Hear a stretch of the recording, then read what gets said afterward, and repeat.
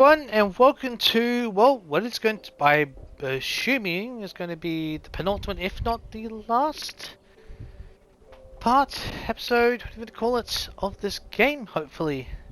And I think this is the conclusion to the last chapter. Fare thee well, my ravens. This should be quite interesting, I would imagine. So.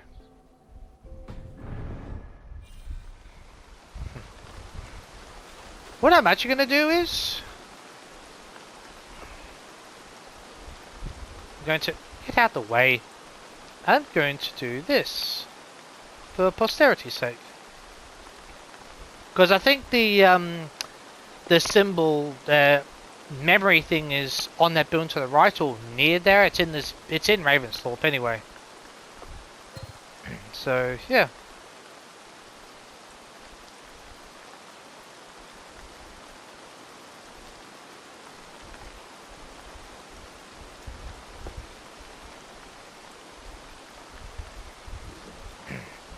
Okay. Exactly where is it though? Go, my eyes. Oh. Oh, there it is.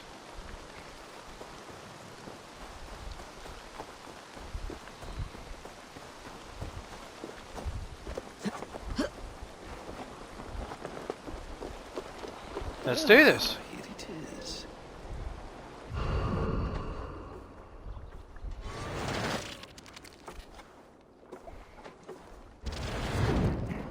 Here we are. A final future memory. Will you not wait for morning? I must get to London by the week's end. You're leaving already? The crew awaits me there. You don't even use your... Not even a goodbye? Hey, Thor. Everyone knows I'm leaving. So? Not well. Oh Does my god. Randri know tonight is the night? Yes. We said our goodbyes. Oh, okay. I wish I understood all this, Eivor. I wish you did too, Valka. Do you remember my first visions? Before we came to England.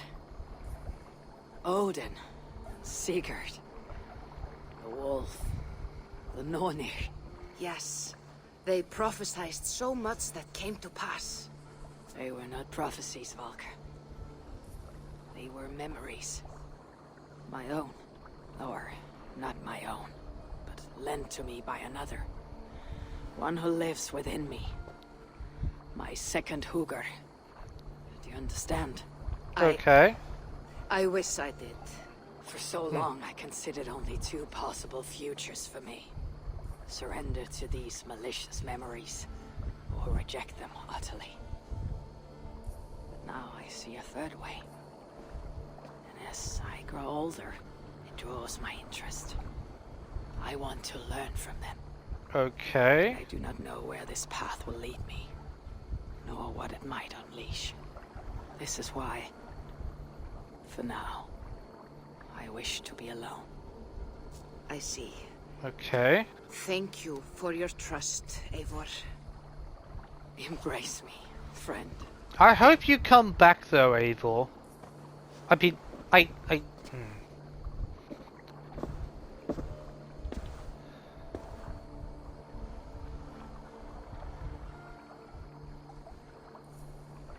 know Eivor's buried in Vinland or whatever, but that doesn't mean Eivor couldn't have come back before and just be buried over there. Farewell, Eivor Wolfkist. May Odin guide your way. Not this time, Volka. This time, I will be guiding him. Okay. Oh, so the apparition of the second Hugo. Okay, interesting. At least he's got the eye patch. It's the male version of bloody Eivor. Is it? Miles? William Miles. Oh I my! asked to meet you in person. Oh, you've done Face projection. to face, you said. So here I am. In spirit. So to True, clever. So close, yet so far. A clever trick. Oh, what did you expect, Basim? Quite a Seriously. trick of your own you pulled off. Resurrection, hibernation. Many years in the making, I suppose. There were some improvisations along the way. Oh, you don't say. You've spent so much time in the simulation these past 1,000 years. Why so eager to jump into another? A simple curiosity. It has been so long since I saw my friend Eivor. I wish to know how this grand saga concluded. Okay. So, what next? Where will Basim go? As far as I can, William. I feared as much. Interesting. Do not. I cherish the creed that guides us. Really? I always have. But you people are infants compared to those I left behind. I need to get you up to speed. So, let's get started. Wait. If we are to work together, there is something I want first. Name it. Okay, so Basim, Loki, whatever, these two projections, Isu, so pull that together. So assume it's going to be something for blood, or maybe that as well as a way to contact, I've just forgotten the guy's name again. Desmond. I know them and Layla are in the whole thing, but with the tree, but the memory tree, whatever. You get what I mean. Isu technology is weird like that.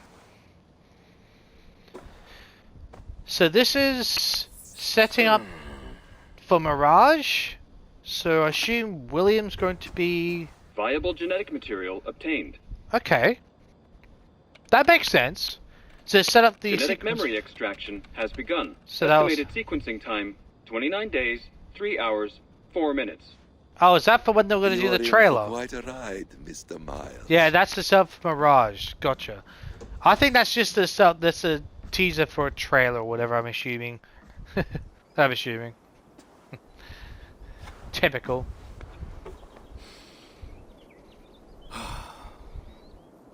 This is all so strange. Oh, you're here, Eivor. And what of Ragnarok? The twilight of the gods. Are these stories true? In a sense. The Great Cataclysm happened, much as your legends say. There were earthquakes and storms, wars and famine.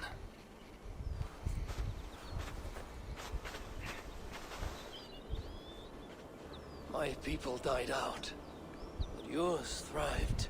Bit of luck, Say there though. were no gods as we know them. So what natural force could cause such an upheaval? The one that happened in, what was it, 2012, How to whatever? explain? Excuse me. Does the term solar flare mean anything Yep, to you? that's the I don't think so. recollection one. Yeah, okay. Well, not for Eivor, obviously. This may take some time to So describe. that's what was going to devastate them originally for the Cataclysm, and there was a threat Not a for... problem. Time is all we have left, Father. So that's what they had left for what one of the things that destroyed the Isu, or at least the trigger point, and that was the thing that Desmond had to avoid using the Isu Temple device. Okay. Interesting. Right. Okay. Huh.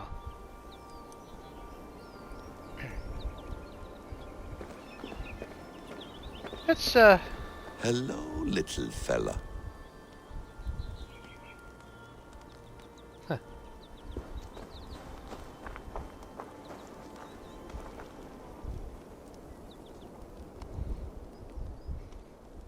I'm just curious if anything happens as it sits by the fire. You never know.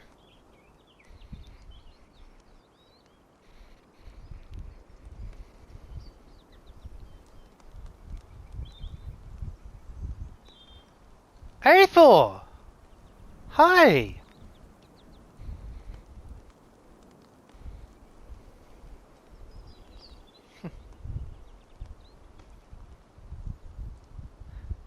Okay, that's kind of cool. Okay, I like that. I do.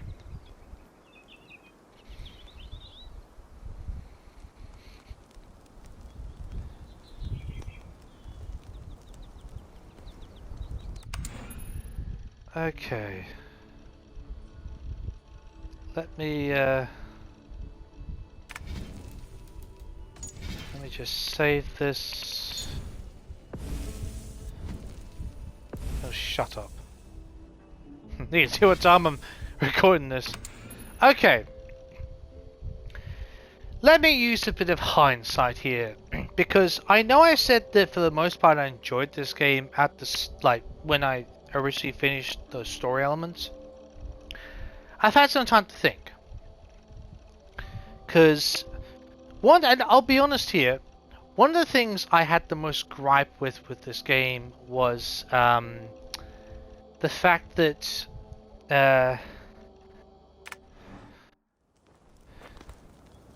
just bear with me 1 second. Let me just give myself one moment. I'll just go into what I was going to say just before. Bear with me. Capture the moment of Basim. So, one of the things I've had with this game, because as I said, just transparency here, when I actually like I've played other games in between, you know, just to take a break. I thought, let's just take a break, and I actually forgot that this DLC released, all that, and sure, probably be about January, February. Oh no, shouldn't. Let's say March, April-ish. But actually, it might be in April probably. Then it's suddenly like woken me. Oh my god, I've got these two to go through. Like Tunes of Fallen, last chapter. But the problem is that this game has dragged out in some ways that it's almost like one fundamental thing about this game that was an issue with Odyssey. You can forgive Origins to an extent because it's their birthing of the Brotherhood. So even though it wasn't Assassin's Creed, it was the origins for the Brotherhood, because before that was the Hidden Ones, right? So that in itself makes sense, or at least, you know what I mean. Like the Hidden Ones came of it from I've already forgotten the name now. By ex-wife or ex-wife. You know who I'm talking about. So, but the problem is that Odyssey had nothing to do with Assassin's Creed. End of discussion. Because the Cult of Cosmos was not the Order of the Ancients.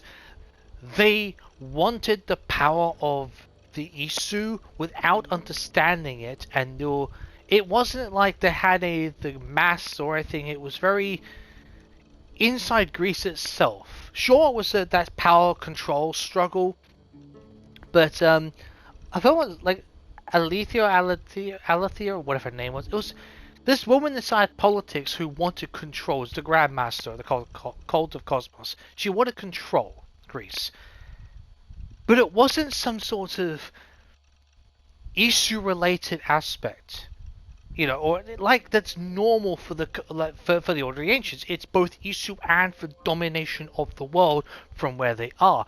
That's not what the Cult of Cosmos were doing, from what my recollection. And there wasn't a hidden blade. There was, you know, I mean, sure, okay, they lent in the whole factor of using the staff of Hermes Trismegistus, which then they used in this game, right? With Basim. So, but the only problem is they're trying to tie in so many things and use the Easter connections to make it look more AC than it actually was. Because they had the staff of Leonidas, Spear of Leonidas, which sure, okay, might have had Isu imbued powers, but that doesn't make... Okay, sure, Cassandra was like a keeper or whatever, but it doesn't make her an assassin. If anything, it makes her closer to a sage. But that's Isu. That's not AC. I understand that the whole thing had, what's his name in the DLC, but I'm sorry, that's a totally separate thing. It's like a cameo. Excuse me, it's not what the game's based on. And to add insult to injury, they tried to say, oh, bloody Cassandra is bloody some descendant of Bayek and Amunet. That's what I'm thinking. That's what I'm thinking of. Amunet. Like, what the hell? This game, a lot of people consider this game to be half-baked to release because there's so many glitches, hilarious and terrible ones. You could look them up online if you want to. There's a myriad of them, right? This game was... It's not Assassin's Creed. It really isn't. And I know people might say I'm judgmental of that. But compare this to everything before Origins, right? Everything from the first to the Ezio collection to Black Flag. Black Flag at least was Edward becoming and learning how to become a member of the Brotherhood. And he was iconic and instrumental in helping people in England set up their bureau with Miko, I think it was. So that was a necessity, right? Okay, sure, some may argue, well, Rogue is about an assassin and become a Templar. Sure, but it's someone who is struggling with the idealism of the Creed and the Brotherhood and learns to embrace the way of the Templar Order because that's what they feel is best. I can understand it, but at least it's a different perspective, but they're still keeping to the law and they're still keeping to one side or another, one side or one of the enemies or a transition. They're still keeping to the concept, the ideology, right? Even if it's swapping sides, you know. Then you go through things like AC3. Connor's learned to become an assassin, a master assassin. Mason Police had to take on his father, who became a Grand Master of the Templars, who was an assassin. It's just those chain. It's still within the context of it. Unity was someone learning. So was Syndicate. I know there's Freedom Cry, Liberation. People learning to become part of their understanding of the Creed, becoming part of the Brotherhood, their journey. Odyssey wasn't that. Valhalla followed a similar suit. Okay, yes, you could also argue there was a lot of bad writing. At least the one thing that was okay, and I say okay, it wasn't great, it was okay, is this, they had all these different conquering missions, which is what Vikings would have probably done very, well, not similar. I'm saying, if you were to put yourself in the mind of Conqueror for what Vikings, you know, raided, conquered for the lands they tried to take over, it makes sense to go about in campaigns like that, or similar types. So that makes sense to me. At least in those formats, yes. And I do like how it was the Order of the Ancients. I do appreciate that. And it makes sense how the Order, like those more like mercenaries, but that suits for a Viking style, for the bloodbath, for the battle-hardened style, that the warrior style, that makes sense. You're being guided by Hytham, who is being instructed by his master and mentor, Basim, to control the bureau in Ravensthorpe. Okay, there's some argument there. I don't know what the hell happened to Hytham, but he at least had learned to embrace and train more people. Good, I'm pleased at that. But Basim had this whole different set of idealism.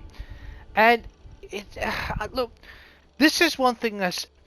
Right, let me go into this before my brain completely goes off cue. So, to my understanding of Viking culture, or Norse, if you're the Earl or the Jarl of a clan, like the Jarl, to my understanding, is the head of the clan or village. Earl is your second, right? Essentially. There is no way in hell, unless you're dishonored, death, or... I don't know, what you know what I mean? Like, it's one of those types of extremes that the Jarl would leave a village of their own volition. I don't see why Eivor couldn't have said, I'm going to journey, but I'll be back. Eivor's not told anyone. This is so unlike a Jarl. Sigurd appointed. I believe the female Eivor is canon, I think so. Like, Sigurd appointed Eivor as the Jarl because he didn't want to. Eivor was the Earl, became the Jarl. I don't see... Like, Sigurd wants time to reflect and then be adventure. Eivor shouldn't be just like, oh, I need to give all this up. Go on a journey. Take people... There's a peace now in England. Take those people you're closest to and go on a journey. They're not going to say no, it's a journey. be on your own. Subterfuge. So unlike it. I get Eivor's conflicted.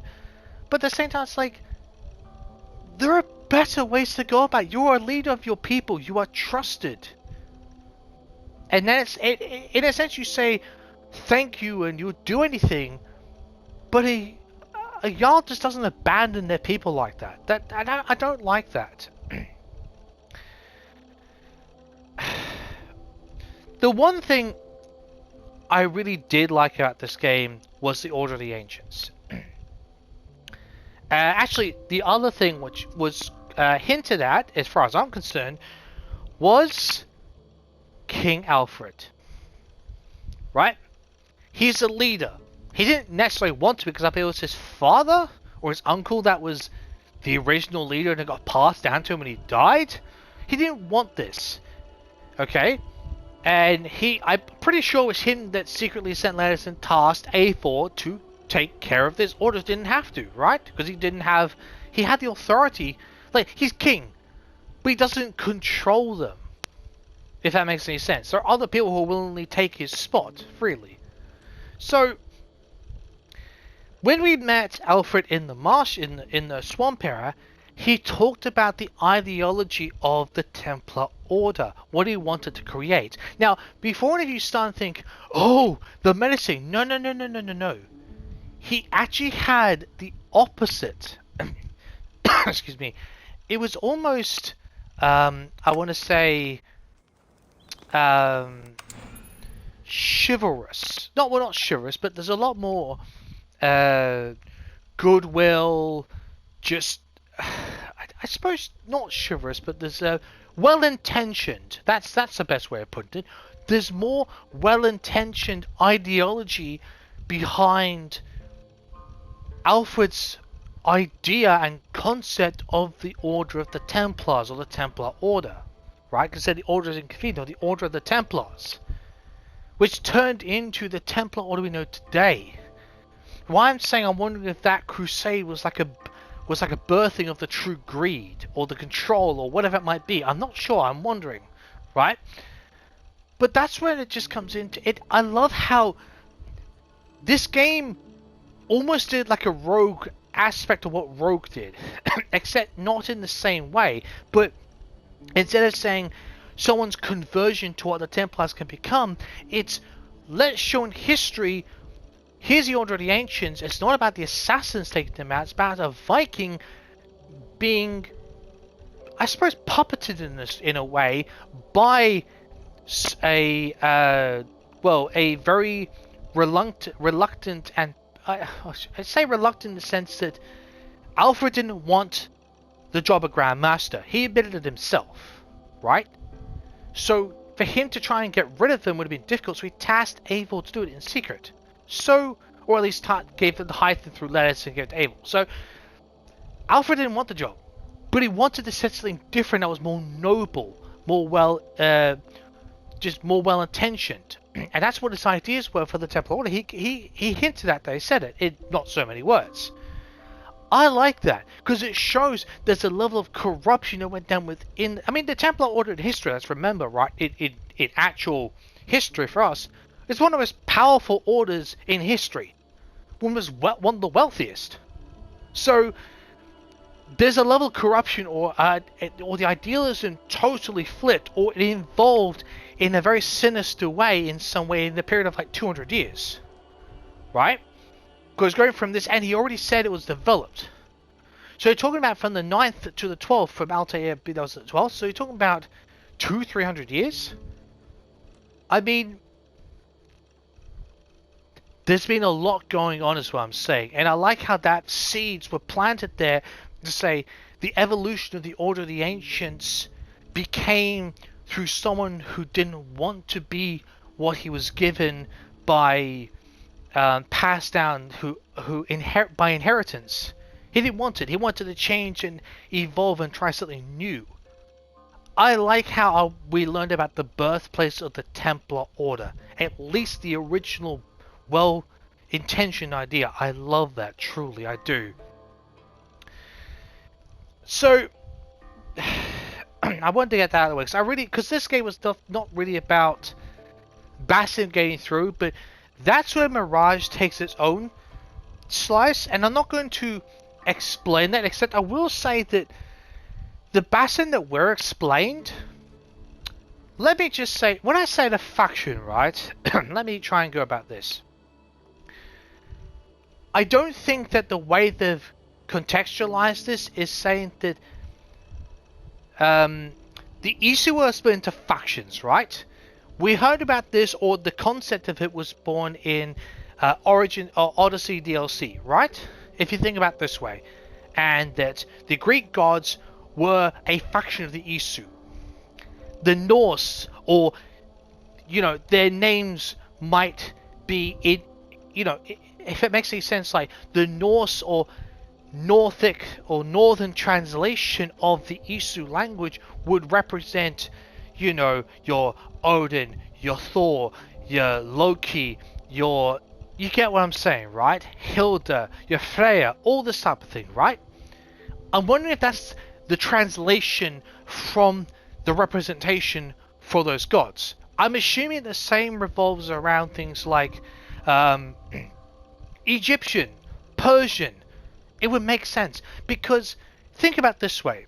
Okay, maybe not necessarily the greatest example, but certainly in Italy, Jupiter and Isu.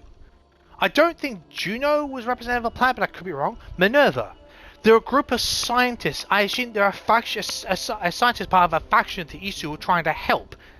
Right? They're all doing their own things, all trying to build their own temples, devices to try and prevent the apocalypse and doomsday, all this sort of stuff that they know is going to happen, right?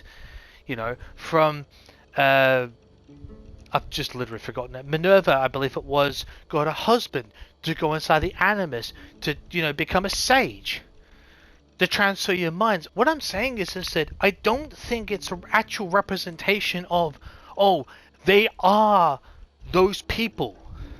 It's just our translation of the myth, as it were, or our conceptual.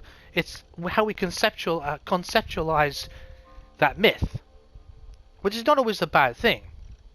So I know this is like my theory, but I'm trying to explain it, because I don't think, if you think of factions, they're not actually the gods. They're Isu, go by a different name, but we call them that because that's how they've passed down through their memories, so they've come by a different name, a different representation through mythology, right? So, and if you think about, like, because Jupiter is a known, excuse me, a known temple in for the Romans, Temple of Jupiter. There's things like the Temple of Mars, all this sort of stuff. I'm assuming there's actually a temple, an Isu called Mars. If you get what I'm saying, right? There's a representation of those Isu from factions. So when they talk about that center, it's not actually Norse.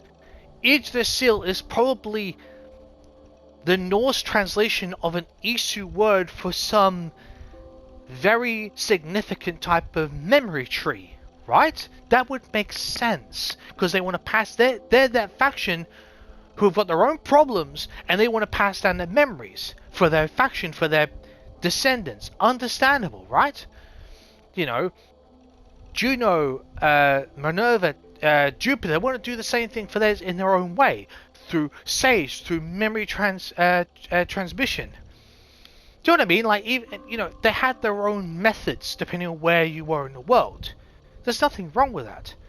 But the whole thing of it's glorifying this culture, and I'm not saying that's bad in actual, I'm saying in terms of the lore of the Isu as we know it in this franchise, it doesn't make sense to say this is that person. It's that translation of what we think or what we know that character to be. It doesn't mean it actually is. So, I don't believe that Loki is the god we think. He's an Isu whose name translates to Loki in Norse, if that makes any sense to you. It doesn't mean he was good. He could be really bad, or I don't know. It could have been a martyr. That's the word I'm looking for. He could be martyred or whatever, right? We don't know. Obviously, the stuff you find out in Mirage. I'm not going to say any more. I'm not going to say anything to spoil that. I'm just saying in context what we found out in this game.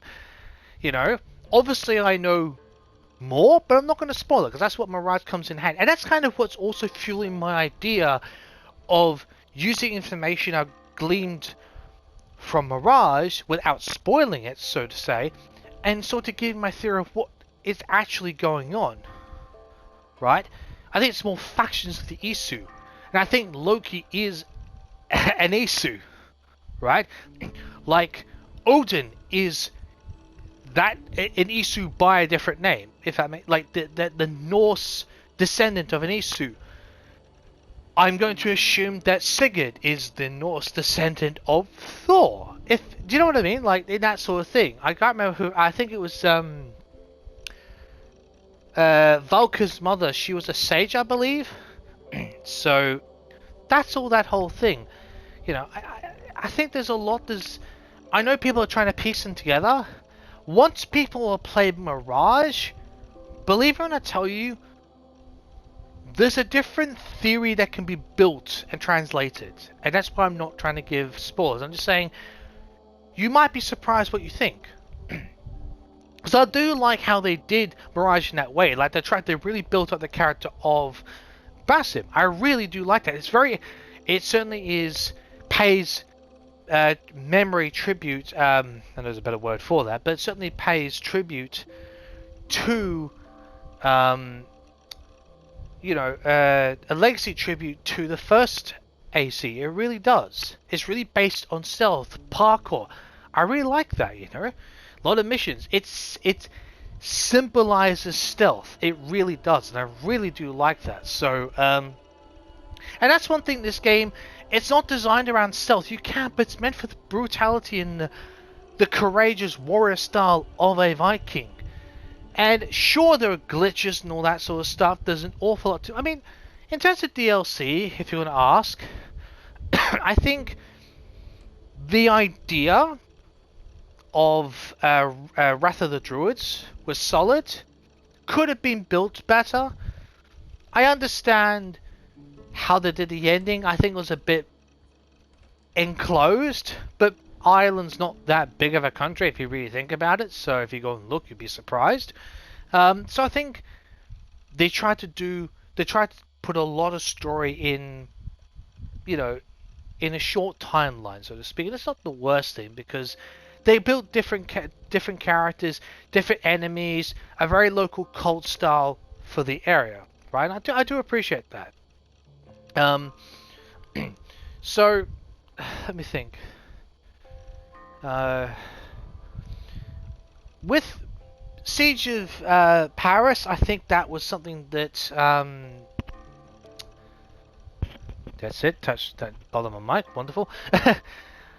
Siege of Paris was okay. It was nothing overly special. It definitely showed a part of history that happened. I've said it myself. I've said my feelings about how they could have improved. I've voiced my concerns in that sort of thing, in that DLC, how they tried to incorporate different factors. I love the fact they ditched that and went to a very original, very traditional style, very traditional AC style for Mirage. They ditched the whole thing. They truly ditched it. They ditched this whole RPG. I mean, they've got the open world, but it's very, specific. They've ditched the whole, going this, there, and everywhere.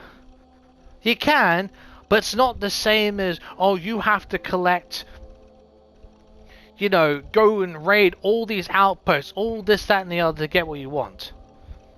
They still work to the formula that you see a lot in things like, I even remember things like, I believe Unity, I'm pretty sure Syndicate, I'm almost certain things like Black Flag had them. I think, and I'm not 100%, I think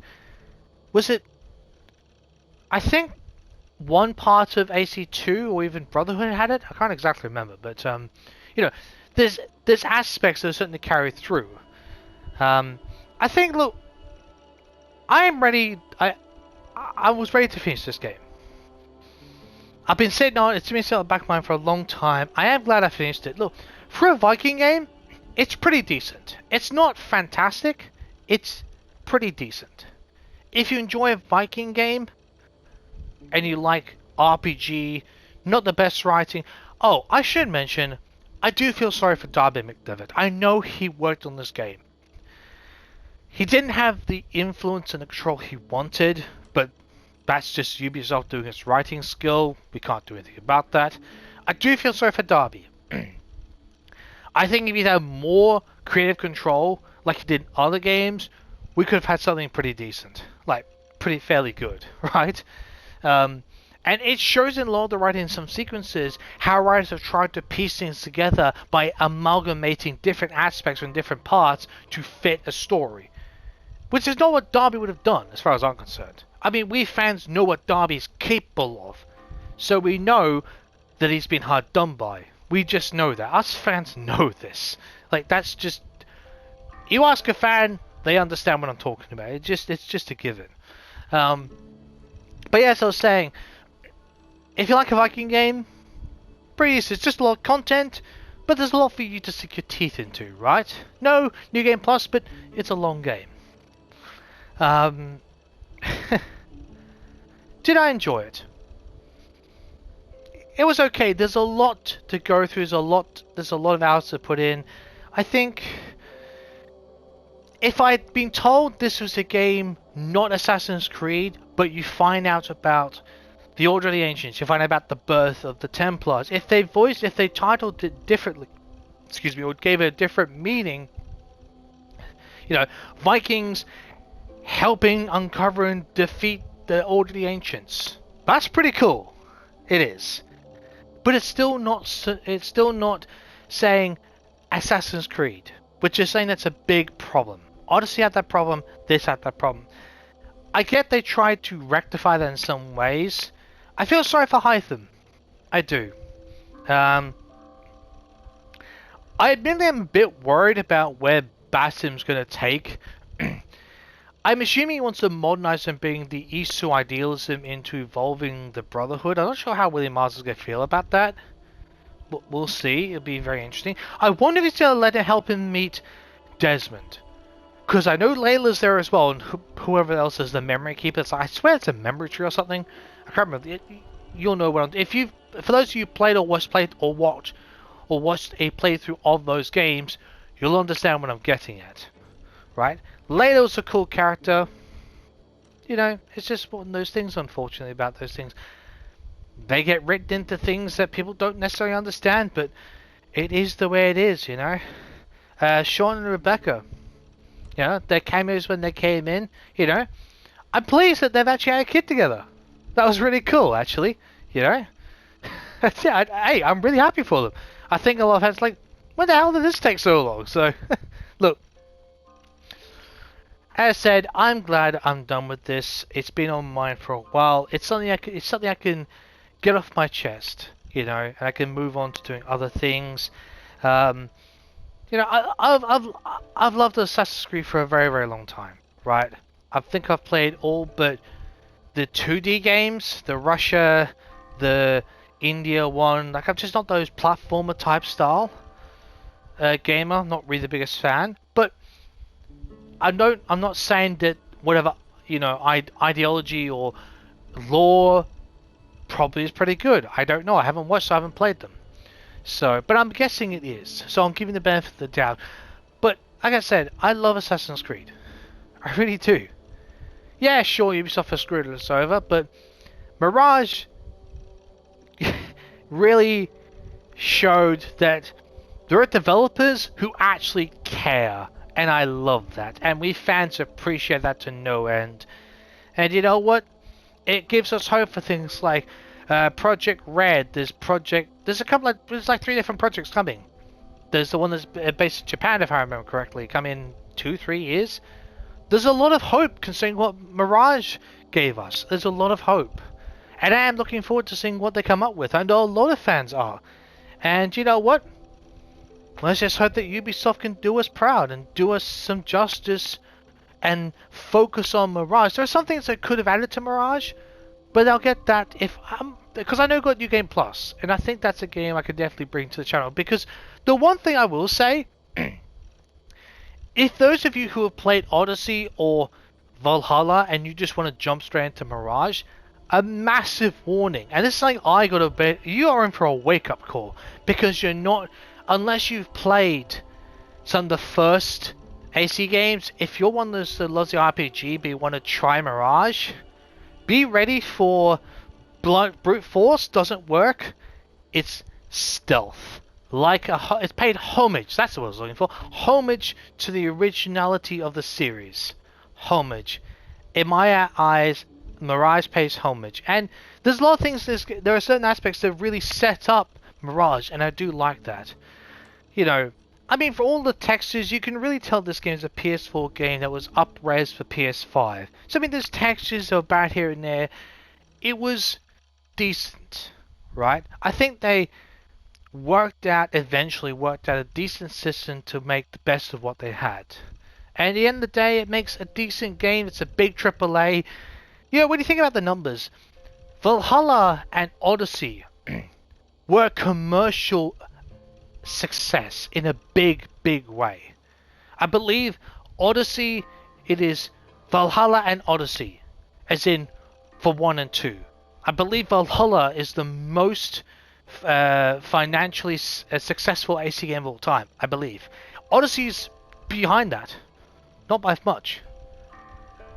So it kind of shows that for the RPG style that went with Origins, they were gleaming and compromising on the success of them without realizing what us fans wanted. Which I suppose when I say pays true homage, Mirage does, and I like that. I know that's sort of me building it up, but this game is hinted at events for Mirage, so that's why I'm using that as a bit of a context. And I'm sort of saying me one of those who might want to jump in and think, oh, it's a style I've known. No, it's not. You know, be ready for a game to pay true homage, or as near as it can, to the old ways. And we fans love that. Sure, we've got our remarks, but compared to what we've had, you know, I mean, some people like what they like, but us fans, we know what we want. And this game, it upset a lot of people. But I think for the lore it gives us precursor-wise, and I don't mean that Isu, I mean in terms of, you know, the Templars and Order of the Ancients, is significant. Scrap the AC and focus on that rogue element style of the aspect that was the context of it. But anyway, I'm going to end this here. Thank you all so much for watching and joining me in this very long journey. I know it's taken over a year. I need to take a mental break just to forget about it and just try something else. And I've been playing other games, and just it's been a nice breath of fresh air for me. So I'm ready. I'm glad I finished this game. I'm glad I focused the time on it. Got it done. I hope you've enjoyed my journey. It's been quite the adventure, ups and downs, but there's been some interesting moments, a lot of story, a lot of some controversy, but that can be AC at times. But we all know the true cause, don't we? Without saying it, us fans know what I'm saying, don't we? Anyway, thank you all so much for watching. Take care, and I hope to see you in my next playthrough. Happy gaming, everyone.